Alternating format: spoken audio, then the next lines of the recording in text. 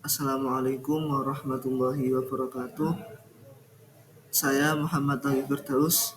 Saya di sini akan mempresentasikan tentang penulisan hadis dalam Islam, sejarah, perkembangan, dan urgensi kodifikasi.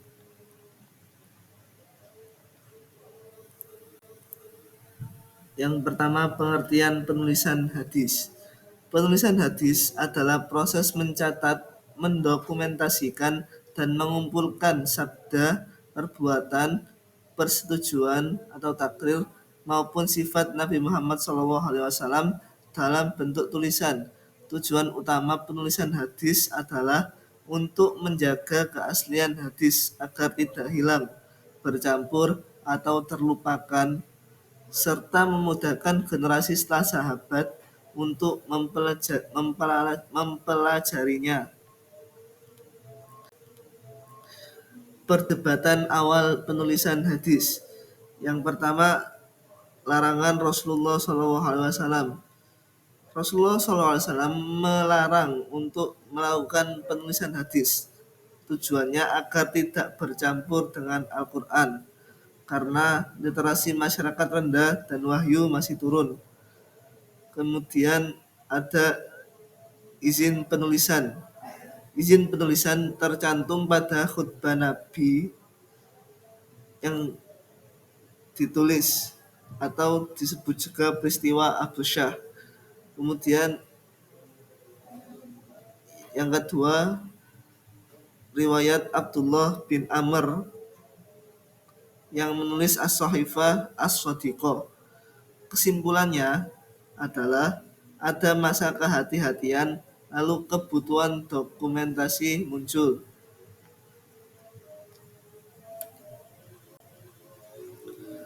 Penulisan hadis pada masa Rasulullah SAW dan sahabat. Pada masa Rasulullah SAW, penulisan hadis belum dilakukan secara luas dan resmi karena kekhawatiran bercampur dengan Al-Quran. Rasulullah SAW khawatir jika hadis ditulis bersamaan dengan wahyu Al-Quran, maka keduanya akan tercampur. Oleh karena itu, beliau lebih menekankan hafalan. Dan pada masa sahabat, setelah Rasulullah SAW wafat, para sahabat semakin berhati-hati dalam meriwayatkan hadis. Masa kodifikasi hadis resmi. Yang pertama adalah perintah Khalifah kepada Abu Bakar bin Hazm yang berbunyi, kumpulkanlah hadis, aku khawatir ilmu akan hilang.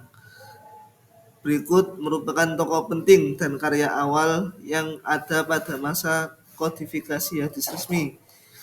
Imam Malik dengan karyanya yang berjudul Al-Muwatta, Imam Ahmad yang berjudul dengan karya yang berjudul Musnad Ahmad.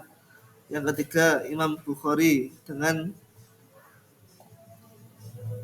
menyaring 600.000 hadis menjadi kurang lebih 7.000 hadis, termasuk pengulangan. Yang keempat, Imam Muslim yang berfokus pada sistematika sanad dan ketelitian periwayatan. Metode kodifikasi hadis.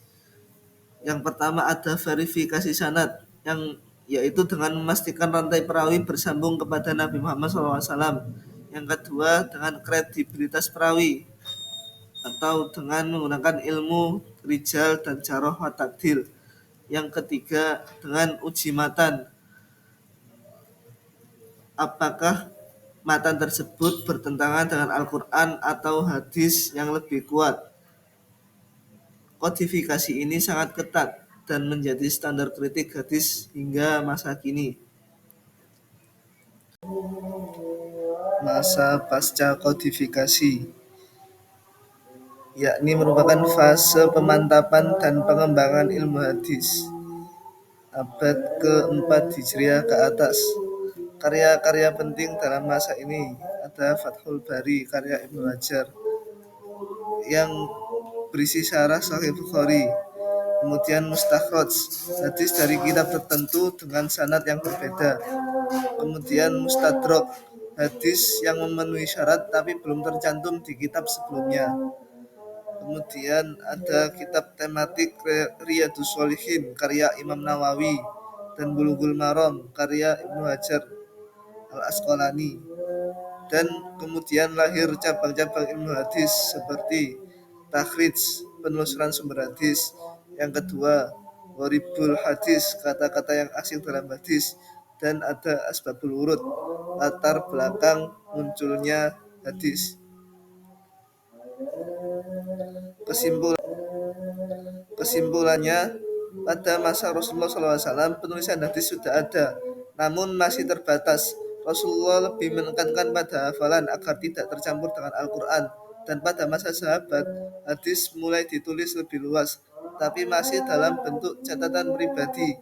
Para khalifah bersikap sangat hati-hati karena khawatir hadis bercampur dengan riwayat yang tidak jelas atau menggeser perhatian umat dari Al-Quran.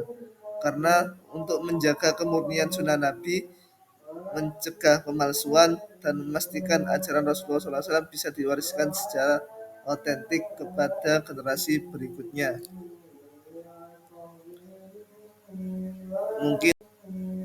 Mungkin sekian dari saya. Kurang lebihnya saya mohon maaf yang sebesar-besarnya. Wabillahi taufiq wal hidayah. Wassalamualaikum warahmatullahi wabarakatuh.